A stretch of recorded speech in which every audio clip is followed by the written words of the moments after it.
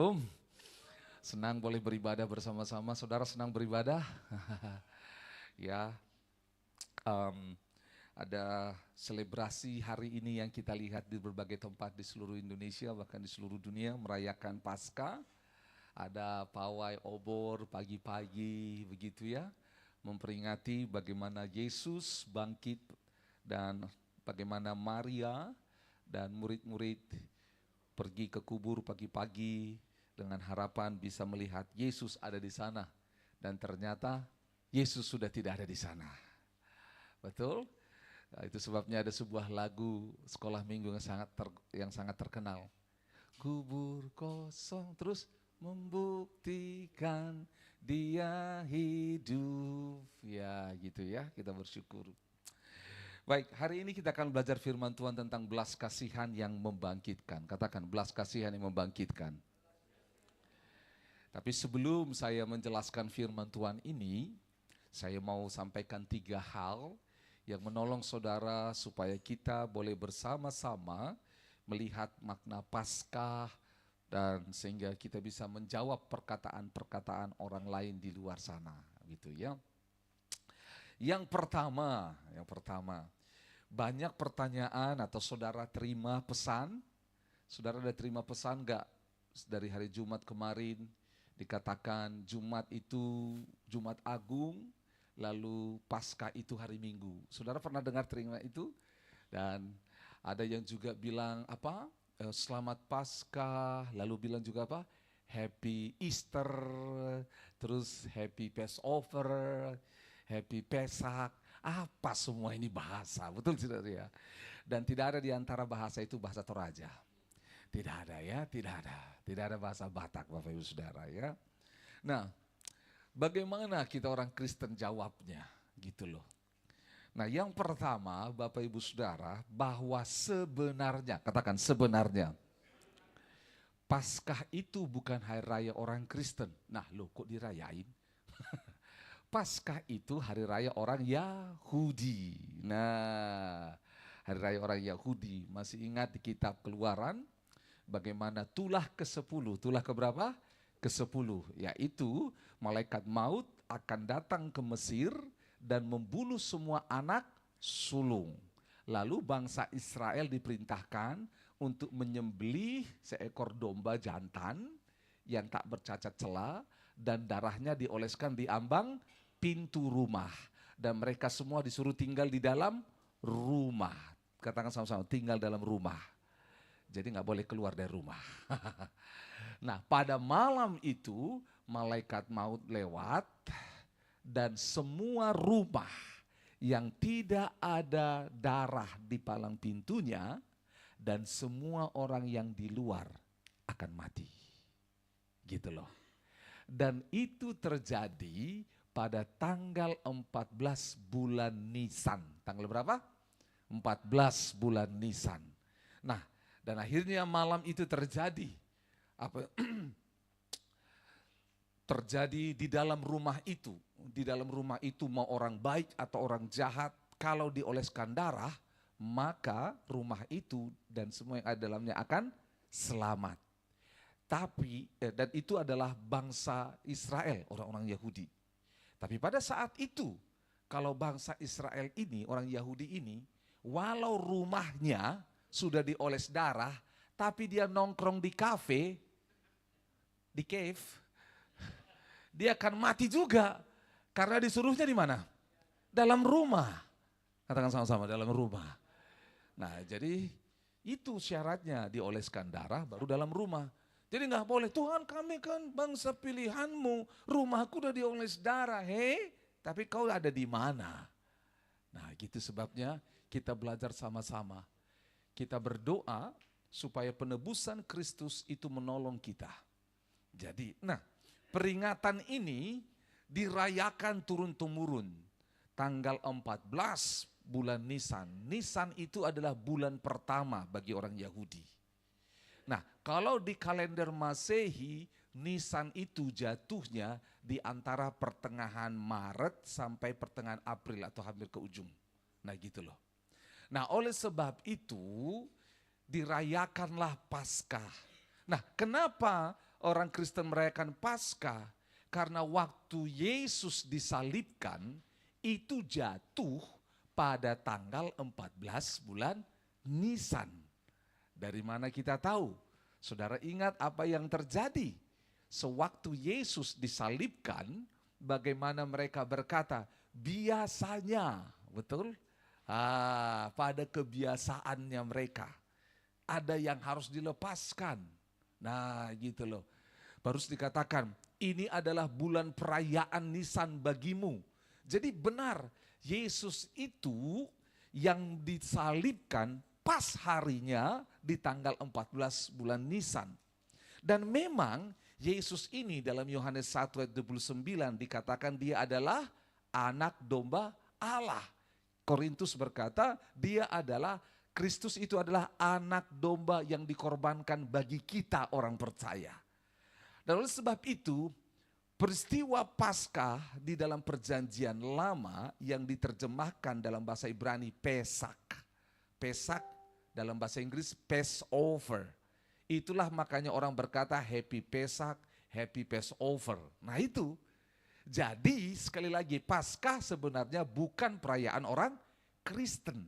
Namun kita mengadopsinya. Karena pada saat yang bersamaan Yesus pada tanggal 14 bulan Nisan disalibkan.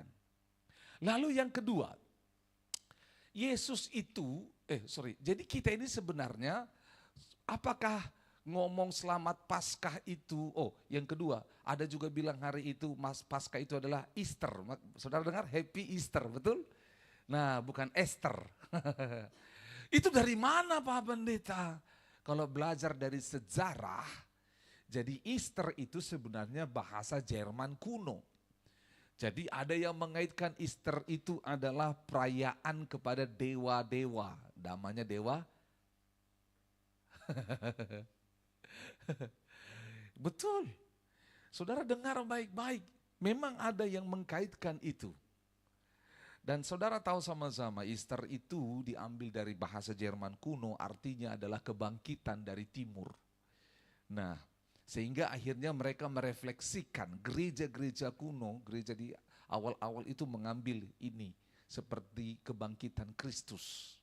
Itu sebabnya banyak tradisi, sama-sama katakan tradisi, yang berkembang di sekitar Paskah.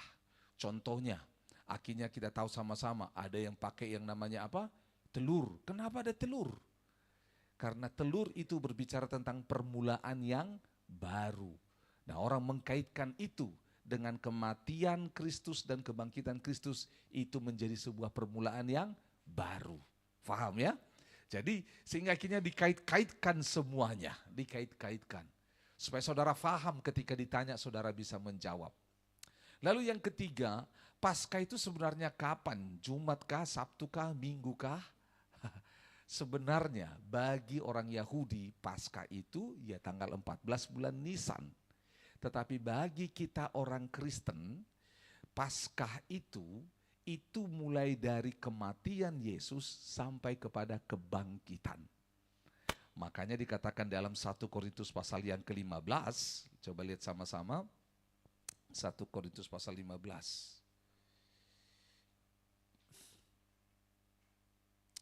1 Korintus 15 ayat 12 sampai 17. Saya bacakan 1 Korintus 15 ayat 12 sampai 17.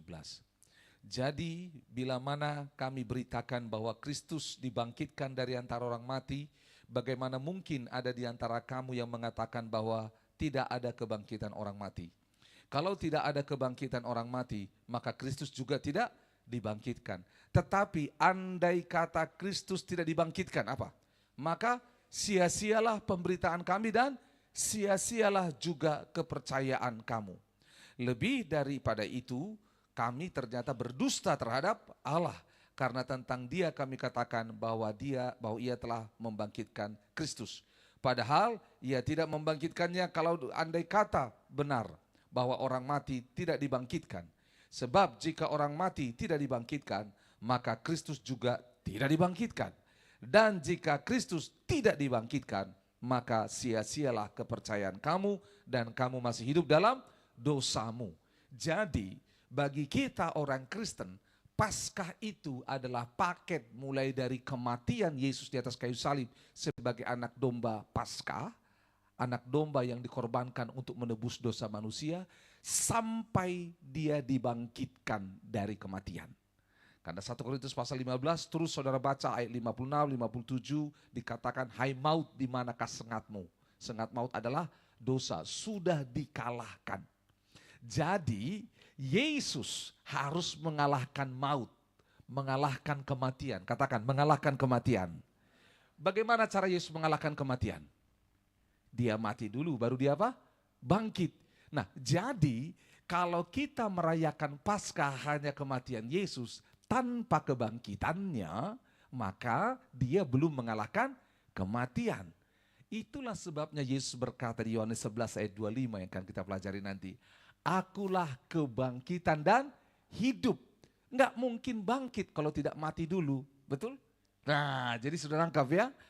Jadi begitu. Jadi kalau waktu hari Jumat kemarin, Jumat Agung bilang selamat Paskah, salah atau tidak?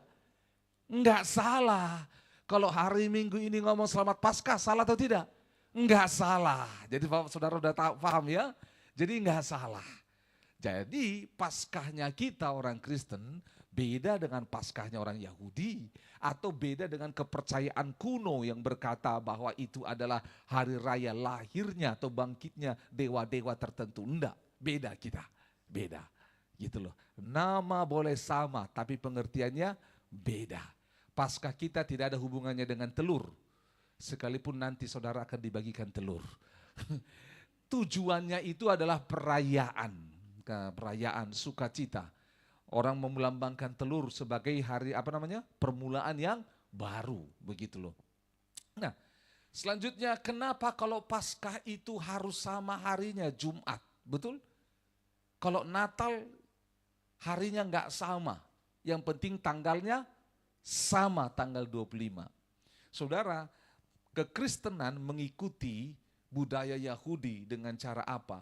Jadi 14 bulan Nisan itu dicari tanggal 14. Lalu dicari Jumat dalam minggu itu.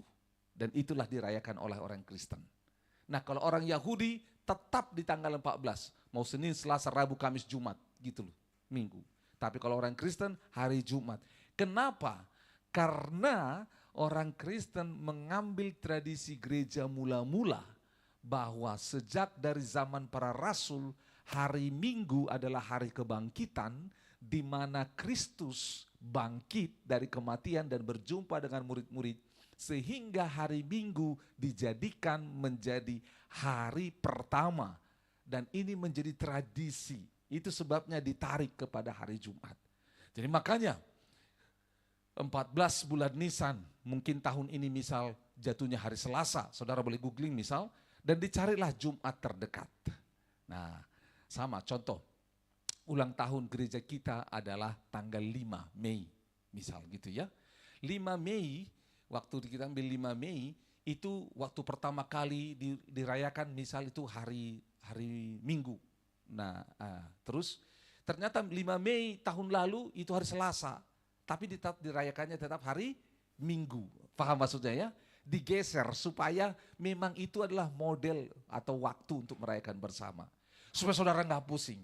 Nah, kiranya 10 menit pengetahuan ini bisa menolong saudara untuk menjawab desas-desus di sana. Bukan Pesak, Passover, bukan Easter. Jadi apa? Nggak tahu saya. Semua salah. Jadi saudara bisa jawab, betul ya? Nah, tapi yang pasti Yesus bangkit. Katakan Yesus bangkit. Tos dulu kiri kanan, Yesus kita bangkit.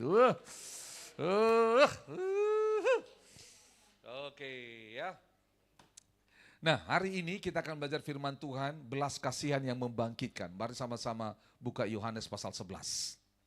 Saudara, kita tidak membahas detail tentang kebangkitan Kristus, itu sudah pernah dilakukan, tetapi ini kita akan tunjukkan bagaimana tentang kebangkitan Kristus itu. Oh, satu lagi, Bapak Ibu Saudara mungkin ada yang bertanya, jadi siapa yang bangkitkan Kristus dari antara orang mati? Nah loh, kalau dia mati siapa yang bangkitin? Berarti harus ada orang lain. Kalau saya tidur, siapa yang bangunkan? Istri saya. Saudara dengar baik-baik. Di dalam Alkitab, saudara boleh buka di Galatia 1 ayat 1 dikatakan, dari Paulus, seorang rasul, bukan karena manusia, juga bukan oleh karena seorang manusia, melainkan oleh Yesus Kristus, Bapa yang telah membangkitkan dia dari antara orang mati. Jadi yang membangkitkan Yesus dari antara orang mati siapa? Bapa, Allah Bapa, katakan Allah Bapa. Tapi baca juga di Roma 8 ayat 11, makanya jangan baca Alkitab satu-satu saja. Roma 8 ayat 11, mari baca 1, 2, dan 3. Dan jika roh dia yang telah membangkitkan Yesus dari antara orang mati diam di dalam kamu, maka ia yang telah membangkitkan Kristus Yesus dari antara orang mati akan menghidupkan juga tubuhmu yang fana itu. Oleh siapa? Rohnya yang diam dalam kamu. Jadi siapa yang bangkitkan Kristus di sini? Roh Kudus. Betul? Nah sekarang juga baca di Yohanes pasal 2. Yohanes pasal 2. Yohanes pasal 2, ini kisah ketika bait suci mau dirubuhkan, Yesus ngomong seperti ini. Saudara lihat di Yohanes pasal yang kedua, mulai dari 13 sampai 24. Panjang sekali. Tetapi kita hanya akan membaca bagian tertentu saja. Kita baca ayatnya yang ke-19. Lihat. Yohanes 2:19. Jawab Yesus kepada mereka, rombak bait Allah ini dan dalam berapa hari? 3 hari aku akan mendirikannya kembali. 20. Lalu kata orang Yahudi kepadanya, 46 tahun orang mendirikan bait Allah ini dan engkau dapat membangunnya dalam 3 hari. Tetapi yang dimaksudkannya dengan bait Allah ialah tubuhnya sendiri. 22. Kemudian sesudah apa? Ia bangkit dari antara orang mati, barulah teringat oleh murid-muridnya bahwa hal itu telah dikatakannya, dan mereka pun percayalah akan kitab suci dan akan perkataan yang diucapkan Yesus. Siapa yang bangkitkan Yesus di sini? Dia sendiri. Dia bilang, rubuhkan, aku akan bangkitkan dalam 3 hari. Dia bangkitkan. Jadi kebangkitan Kristus itu oleh karena Allah Bapa, oleh karena Allah Roh Kudus, dan Allah Anak. Jadi peristiwa kebangkitan Kristus adalah karya Allah Tritunggal. Wah, jadi jangan bilang, Yesus mau manusia. Itu buktinya apa? Allah yang bangkitkan dia. Makanya jangan hanya datang 2 kali setahun ibadah. Baca Alkitab baik-baik. Ya, jadi kenapa saya harus sampaikan ini? Memang ada yang bertanya, ada yang benarnya bagaimana begitu. Kita nggak cukup waktu untuk membahas itu, dan nanti di Bible Study akan ada waktunya. Jadi bilang kiri kanan, ikut Bible Study. Oke, baik, mari sama-sama buka Yohanes pasal 11, yuk sama-sama. Lazarus dibangkitkan, sama-sama katakan, Lazarus dibangkitkan. Baik, ini judul firman Tuhan hari ini adalah belas kasihan yang membangkitkan. Sama-sama katakan, belas kasihan yang membangkitkan. Yuk sama-sama baca Alkitab ayat 1. Ada seorang yang sedang sakit namanya Lazarus. Ia tinggal di Betania, kampung Maria dan adiknya Marta. Maria ialah perempuan yang pernah meminyaki kaki Tuhan dengan minyak mur dan menyekanya dengan rambutnya. Dan Lazarus yang sakit itu adalah saudaranya. Kedua perempuan itu mengirim kabar kepada Yesus, Tuhan, dia yang engkau kasihi sakit. Nah, dengar baik-baik. Sudah jelas. Jadi ini dengar.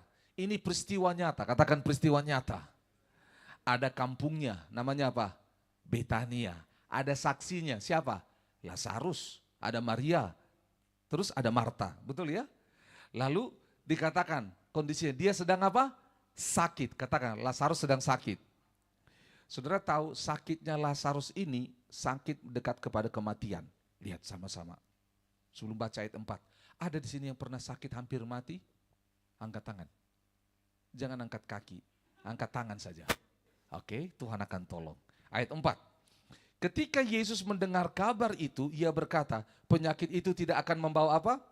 Kematian, tetapi akan menyatakan kemuliaan Allah.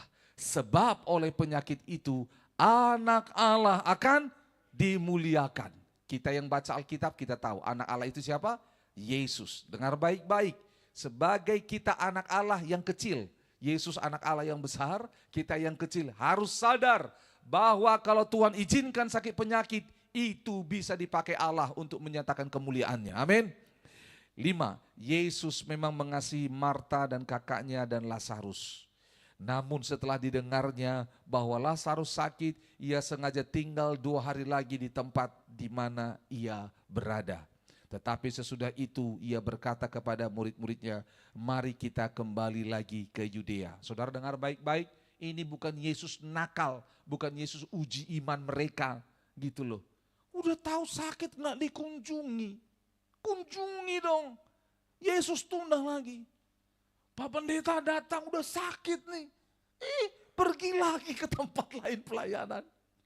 Dengar baik-baik, kita bisa komplain, tapi dengar di atas. Kenapa Yesus harus menunda? Ada 2 hal. Yang pertama, dikatakan karena penyakit itu akan menyatakan kemuliaan Allah. Dan yang kedua, Yesus mengasihi mereka. Jadi penundaan itu adalah bahasa kasih daripada Yesus. Supaya mereka faham. Tapi mereka nggak mengerti. Ayat 8. Murid-murid itu berkata kepadanya, Rabi, baru-baru ini orang Yahudi mencoba melempari engkau. Masihkah engkau mau kembali ke sana? Jawab Yesus, bukankah ada 12 jam dalam 1 hari? Siapa yang berjalan pada siang hari kakinya tidak terantuk karena ia melihat terang dunia ini. Tetapi jikalau seorang berjalan pada malam hari, kakinya terantuk karena karena terang tidak ada dalam dirinya. Saudara, Yesus berusaha di stop sama murid-murid supaya tidak pergi ke sana, supaya Yesus tidak ditangkap. Lanjut ayat 11, demikianlah perkataannya dan sesudah itu ia berkata kepada mereka, sama-sama 1, 2, 3. Lazarus saudara kita telah tertidur, tapi aku harus pergi ke sana untuk membangunkan dia dari tidurnya. Capek-capek, telepon saja, ngapain harus pergi ke sana bangunkan? Saudara lihat apa yang terjadi, ayat 12. Maka kata murid-muridnya itu kepadanya, Tuhan, jikalau ia tertidur, ia akan sembuh. Tadi kan dikasih tahu dia sedang apa? Sakit. Kalau tidur sembuh, betul nggak? Kan kalau sakit gimana? Tidurlah, istirahat yang banyak, nanti sembuh. 13. Tetapi maksud Yesus ialah tertidur dalam arti apa? Metong, mati. Yang ikut Paskah kemarin, yang ikut Jumat Agung kemarin, bagaimana kita tunjukkan? Mati. Terima kasih Mama Winner, ternyata dibuat di Facebook jadi saya lihat. Jadi ya lucu-lucu juga ya. Jadi keluarganya Om Asir kemarin mati semua ya. Tapi hari ini bangkit, ada semua di sini ya. Ya, Sandi dan Delon mana? Mereka masih dalam kubur? Oh ada ya, ada Sandi ya. Saudara dengar baik-baik, mati saudara, lihat itu ya. Kita baca sama-sama. Sedangkan sangka mereka, Yesus berkata tentang apa? Tidur dalam arti biasa. 14. Karena itu Yesus berkata dengan terus terang, Lazarus sudah mati. Sama-sama kaget.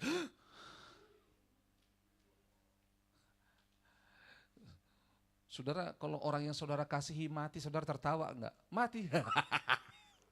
Wah, orang bilang apa ini, gila nih. Tetapi syukurlah aku tidak hadir pada waktu itu. Apa? Nggak hadir. Sebab dengan lebih baik bagimu supaya kamu dapat belajar, percaya. Marilah kita pergi sekarang kepadanya. Oke, stop dulu. Lepaskan ayat ini. Saudara, pernah nggak ada yang tanya sama saudara, kenapa harus 3 hari Tuhan Yesus di atas dalam kubur? Ya memang, ya itu yang dinubuatkan. Kan dia Allah, bisa nggak Yesus mati hanya 6 jam, 5 jam? Bisa nggak 10 hari? Bisa-bisa aja.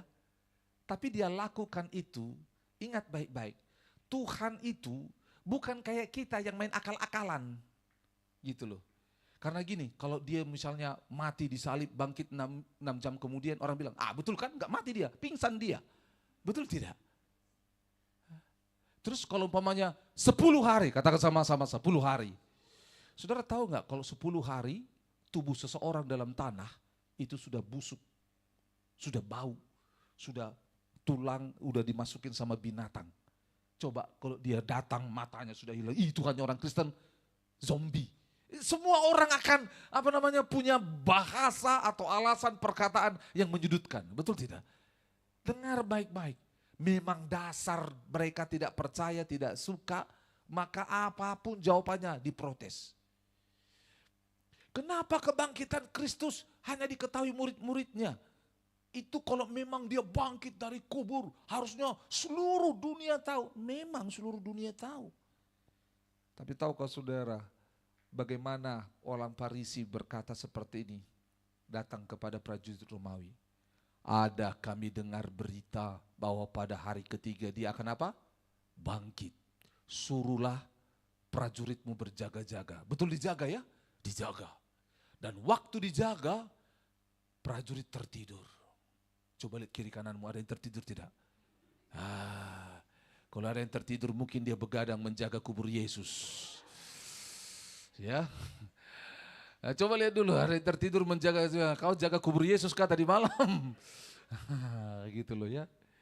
Tapi kita tahu sama-sama, bukan hanya para murid, prajurit menyaksikan kubur itu terbuka dan Yesus bangkit, mereka lari. Apa yang dilakukan oleh ahli Farisi, ahli Taurat? Mereka apa? Sogok. Mereka kasih uang sama prajurit. Ini uang tutup mulut. Gak cukup segini, harus lebih banyak. Ditipu. Jangan kasih tahu bahwa Yesus sudah bangkit. Bilang aja murid-muridnya mencuri mayatnya. Itu yang terjadi. Memang musuh yang tidak suka atau tidak percaya pada Kristus akan selalu membuat kabar bohong. Jangankan sekarang, dari hari pertama dia bangkit sudah ada berita bohong, sudah ada hoax. Jadi kalau ada hoax yang beredar sekeliling saudara bilang apa? Cerita lama. Bilang aja cerita lama. Kau sama seperti nenek tua. Ya, gitu loh. Dengar baik-baik. Nah sama, saudara Lazarus sudah mati. Lihat sama-sama ya. Kita lompat. Ayat 17, lompat saja. Maka ketika Yesus tiba, didapatinya Lazarus telah berapa hari mati? 4 hari berbaring dalam kubur. Betania terletak dekat Yerusalem, kira-kira 2 mil jauhnya. Di situ banyak orang Yahudi telah datang kepada Marta dan Maria untuk menghibur mereka berhubung dengan kematian saudaranya. Ketika Marta mendengar bahwa Yesus datang, ia pergi mendapatkannya, tetapi Maria tinggal di rumah. 21. Maka Marta berkata kepada Yesus, coba dengar ya, kita sedang belajar dari tindakan belas kasihan Yesus. Dengar baik-baik, ini yang pertama. Maka Marta berkata kepada Yesus, Tuhan, sekiranya engkau di sini, saudaraku pasti tidak mati. Saudara, bahasa ini kalau saudara baca garis lurus, biasa-biasa aja. Tapi sebenarnya bahasanya ini adalah menyalahkan Yesus. Betul? Kalau engkau di sini tidak mati dia. Artinya apa? Gara-gara kau dia mati. Dengar baik-baik. Kecenderungan manusia suka menyalahkan orang lain. Nggak percaya. Ini dosa dari nenek moyang. Dari Adam dan Hawa. Lihat, waktu Adam dan Hawa jatuh dalam dosa. Dosanya apa? Mengambil buah dari pohon yang dilarang oleh Tuhan. Lalu Allah berkata, Adam, kenapa kau makan? Adam bilang apa? Perempuan yang kau kasih itu. Berarti kalau nggak ada perempuan itu, nggak akan dimakan. Karena kau ciptakan ini perempuan. Makanya, itu loh. Makanya banyak orang single sampai sekarang nggak mau menikah. Karena takut ada perempuan yang akan menjerumuskan dia dalam dosa. Dengar baik-baik, kutuk dosa sudah dipatahkan. Segeralah menikah yang jomblo-jomblo. Saudara dengar baik-baik. Katakan menyalahkan Tuhan.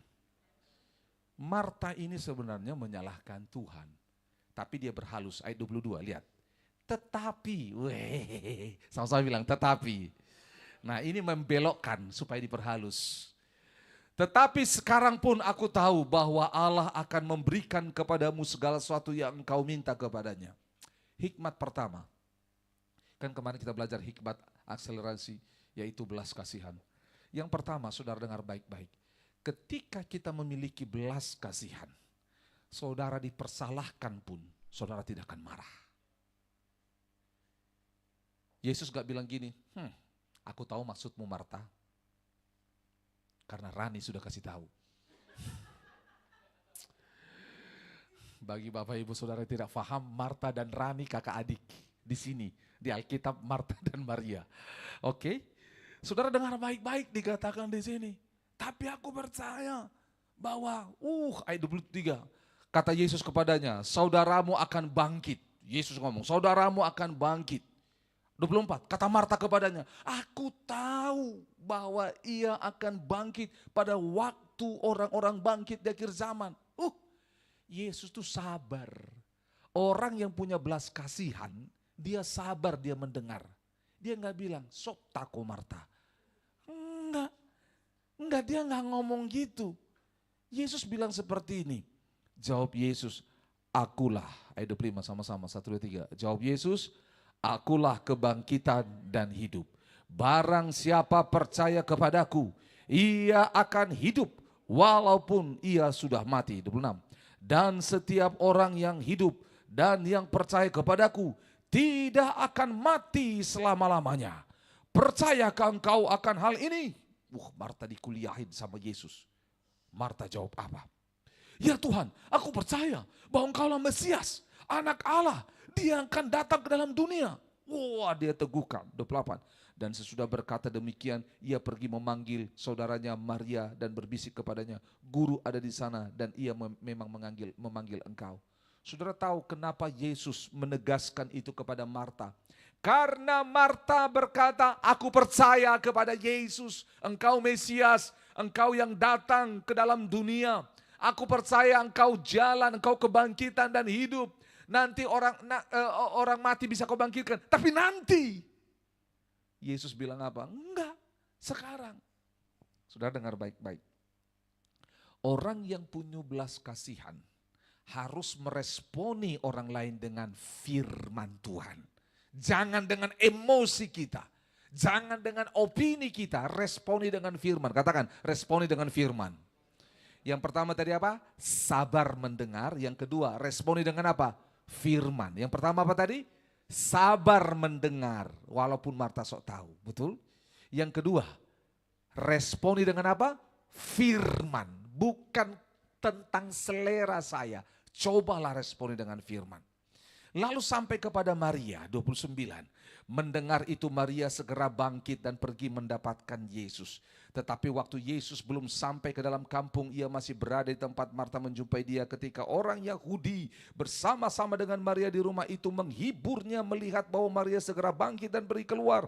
Mereka mengikutinya karena mereka menyangka bahwa ia pergi ke kubur untuk meratap di situ. Setibanya Maria di tempat Yesus berada dan melihat dia, tersungkurlah ia di depan kakinya dan berkata kepadanya, Tuhan, sekiranya engkau di sini, saudaraku pasti tidak mati. Sama seperti pernyataan siapa? Marta. Wah, lihat baik-baik. Yesus sabar. Diuji 2 kali, sabar. Sama-sama ulus dada katakan sabar. Ya sabar. 33. Ketika Yesus melihat Maria menangis dan juga orang-orang Yahudi yang datang bersama-sama dengan dia, maka apa? Masgullah hatinya, ia sangat terharu. Masgul itu adalah sebuah kesedihan yang mendalam. Bagi saya, ini mirip seperti peristiwa belas kasihan.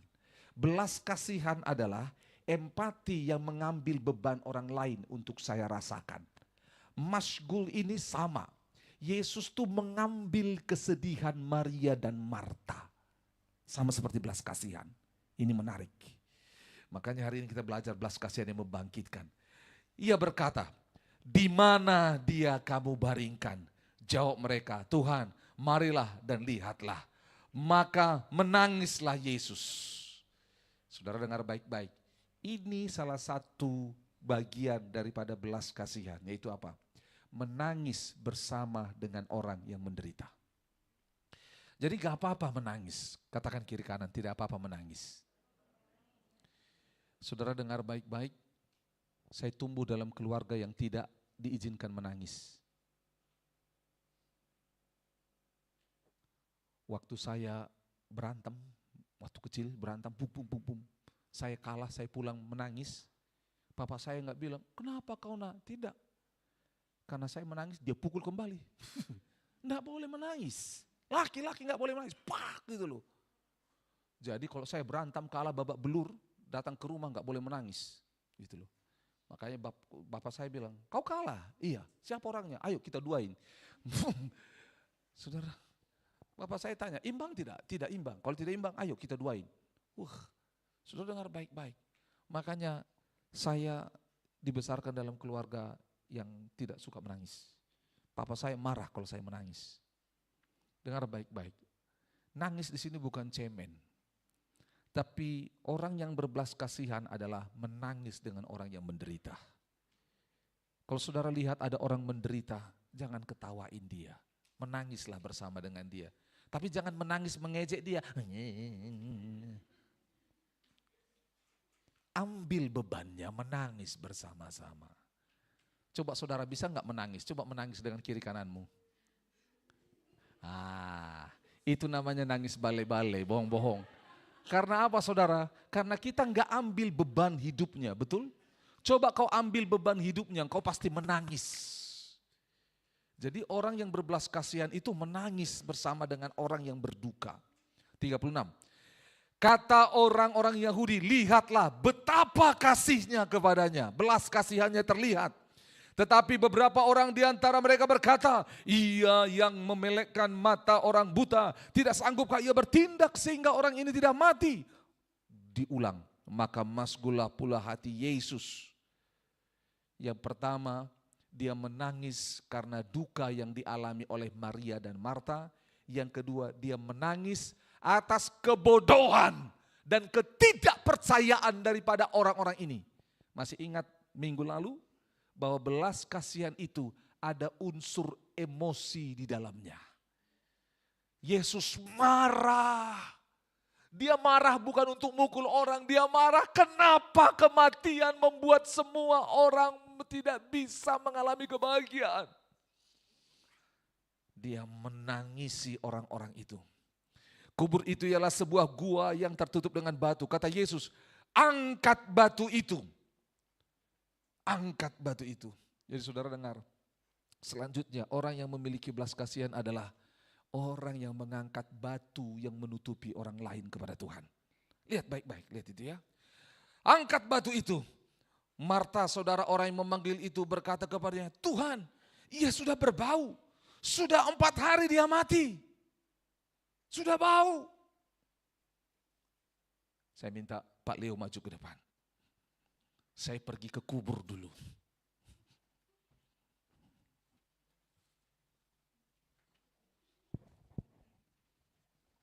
Kita mau main bari Pak Leo. Cepat Pak Leo, maju ke depan. Cepat. Bapak Ibu Saudara, Pak Leo ini adalah kita contohkan Lazarus, sama-sama huruf L. Lazarus. Mati di sana, Pak. Tertidur, mati. Bukan duduk, tidak ada orang yang dikubur duduk. Mati.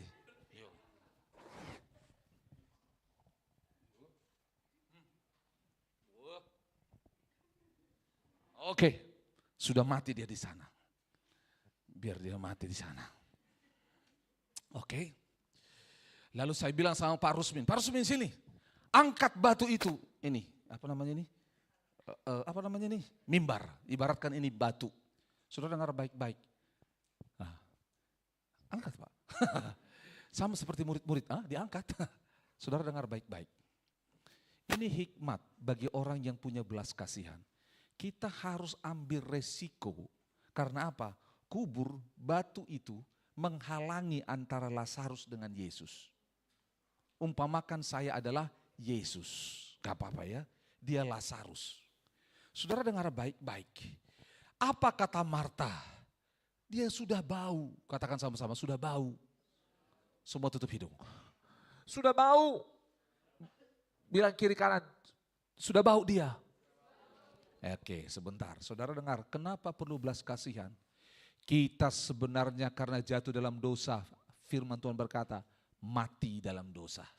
Jadi sebenarnya saudara semua dan saya adalah orang-orang yang bau. Kita semua sudah bau. Itu sebabnya Kita harus belajar teladan daripada Yesus. Kita harus berani angkat batu itu. Supaya orang yang mati itu berjumpa dengan Yesus. Ada banyak orang yang mati rohani di luar sana. Secara fisik dia ganteng, dia cantik, dia kerja, dia kuliah, dia sekolah. Tetapi rohaninya mati, bau. Kadang-kadang saudara gereja Tuhan tidak mau mengikuti teladan Yesus. Kita jadi seperti Marta, jangan, udah bau dia. Jangan layani mahasiswa. Kenapa? Tidak ada duitnya, tidak ada uangnya. Layani pengusaha, mereka punya banyak uang. Jangan ikut doa, ikut dihalang-halangi. Ada banyak batu yang menghalangi. Itu sebabnya kita harus punya belas kasihan Allah untuk boleh mengangkat batu itu. Dengar, sebau apapun orang di dalam itu. Karena Yesus yang memerintahkan, maka kita harus taat. Itu sebabnya Injil Kerajaan Allah ini diberitakan kepada semua makhluk, kepada semua orang. Mau dia waras, mau tidak waras. Mau dia orang yang kelas atas, kelas menengah, kelas bawah atau bawah sekali. Yesus datang untuk semua orang. Itu sebabnya dia tidak pernah merasa jijik. Dia datang sama orang buta, dia datang sama orang kusta, bahkan dia datang kepada orang mati. Karena apa? Perkataan bau yang disampaikan oleh Marta bagi Yesus, semua manusia sudah bau bangkai karena mati dalam dosa. Tetapi Yesus berkata apa? Tidak, angkat batunya. Saudara dengar baik-baik. Saudara dan saya harus menjadi orang-orang yang diutus sebagai murid Kristus, mengangkat batu-batu yang memisahkan Yesus dan mereka. Kita harus hadir. Lanjut, sudah bau, sudah 4 hari. Jawab Yesus, bukankah sudah kukatakan kepadamu, jika engkau percaya engkau akan melihat kemuliaan Allah. 41. Maka mereka mengangkat batu itu. Lalu Yesus menengadah ke atas dan berkata, Bapa, aku mengucap syukur kepadamu karena engkau telah mendengar aku. Aku tahu bahwa engkau selalu mendengarkan aku, tetapi karena orang banyak yang berdiri dan di sini mengelilingi aku mengatakannya supaya apa? Mereka percaya bahwa engkaulah yang telah mengutus aku. Nah, ada yang ngambil ini. Itu kan Yesus utusan. Ini ada itulah kalau baca Alkitab aja 1 ayat, tidak baca keseluruhan. Di atas Yesus berkata, aku kebangkitan, aku hidup. Terus memang dia utusan, tetapi bukan hanya itu saja. 43. Dan sesudah berkata demikian, berserulah ia dengan suara keras. Yesus yang berseru, Lazarus, marilah keluar.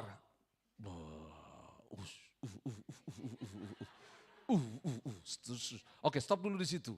Saudara dengar baik-baik. Agak mundur sedikit Lazarus. Bisa mundur, maju sedikit, maju. Terus maju dulu ya. Maju lagi. Terus lagi maju. Iya, oke. Saudara dengar baik-baik. Kenapa harus dipanggil Lazarus? Dengar, karena itu kubur dan daerah pekuburan, banyak orang mati di sekitar itu juga. Mungkin ada Lazuardi di sana. Iya. Bukan. Ada Lazis di sana. Ada Rudi, ada di sini enggak ada. Maka dipanggil apa? Lazarus. Tapi dengar baik-baik. Kita harus paham juga. Dengar baik-baik. Itu sebabnya belas kasihan itu akan mendorong kita memanggil orang tertentu secara spesifik. Makanya di gereja ini kita ada janji 2-1. Apa janji 2-1? Jangkau jiwa 2 orang bawa 1. Siapa 1 orang itu? Siapa 1 orang saudara? Harus jelas. Sama seperti Yesus, jelas Lazarus. Dia enggak bilang, Sakeus. Sakeus di mana? Dia bilang Lazarus, saudara. Dengar baik-baik. Tetapi yang menarik juga adalah, dengar baik-baik. Dari peristiwa ini kita belajar. Waktu Yesus panggil Lazarus, ayat 44 dikatakan. Orang yang telah mati itu, ayat 44 baca. Orang yang telah mati itu apa? Datang keluar, sama-sama katakan, datang keluar. Ada banyak orang dipanggil Tuhan tapi tidak merespon. Dengar baik-baik. Mayat aja dipanggil Tuhan merespon. Kita dipanggil Tuhan tidak merespon, berarti kita lebih parah dari mayat, saudara. Benar. Kalau Tuhan bicara, berubah, berubah, bertobat, bertobat. Tuhan bilang berhenti, berhenti. Harus ada respon. Banyak orang bilang apa? Terima kasih Tuhan kau sudah tebus hidupku. Tapi kita enggak meresponi panggilan pertobatan itu untuk bertumbuh. Makanya banyak orang Kristen, mereka lahir baru tapi masih tinggal dalam kubur kematian. Hidup tapi di dalam kuburan. Enggak keluar karena Yesus panggil dia keluar. Sama-sama katakan keluar. Sama-sama katakan keluar. Keluar dari dosa, keluar dari kematian, keluar dari kutuk, keluar dari tabiat yang lama. Ada banyak orang Kristen tidak mau seperti ini. Makanya jangan salah. Kalau masih ada orang Kristen dia udah terima Yesus sebagai Tuhan Juru Selamat tapi tinggal di dalam kubur. Karena dia tidak mau keluar. Hidup tapi di kuburan. Saudara lihat, circle-nya di kuburan. Saudara bayangkan. Coba saudara bayangkan sebentar. Orang Kristen circle-nya di kuburan. Banyak. Makanya seringkali ada terminologi namanya Kristen napas. Tahu napas? Natal dan Paskah. Waktu Natal dan Paskah gereja penuh. Sampai bikin macet. Betul? Tapi di luar hari-hari itu, mereka sesak napas, saudara. Itu sebabnya. Nah, jadi ini hikmat yang terakhir, 44. Orang yang telah mati itu datang keluar. Kaki dan tangannya masih terikat dengan apa? Kain kapan dan mukanya tertutup dengan kain peluh. Kata Yesus kepada mereka, bukalah kain-kain itu dan biarkan dia pergi. Mari Pak Rusmin, Om Aser, buka kain-kainnya. Ayo, buka. Gitu loh. Buka saudara. Dibuka. Wah. Saudara bayangkan waktu itu terjadi. Saudara bayangkan.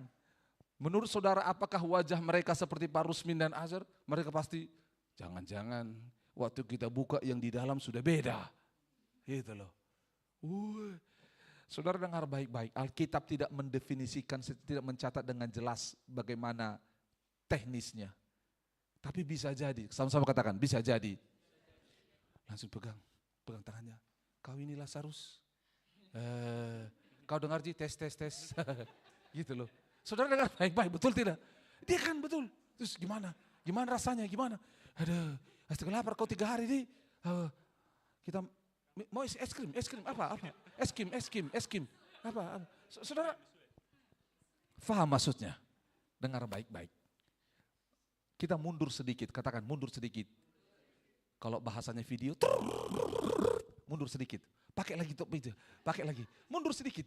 Kita mundur sedikit. Oke. Gak usah tidur, berdiri saya situ. Om Asar sama Pak Rusmin sini. Oke. Stop. Dengar. Orang Kristen yang gak punya belas kasihan, ini kerjanya, nonton. Betul? Karena sekarang orang kabar baik ini. Lihat orang tabrakan, ditolong tidak? Oh iya langsung posting. Saudara sudah mau mati, saudara. 3, 2, 1, saudara. Tidak ditolong. Saudara kebakaran sedang terjadi di sini, saudara. Ya. Saudara dengar baik-baik. Banyak orang Kristen seperti ini. Itu sebabnya orang yang berbelas kasihan, katakan berbelas kasihan. Kita harus rela pergi. Saudara dengar, Marta bilang dia bau, sudah 4 hari. Saudara dengar baik-baik.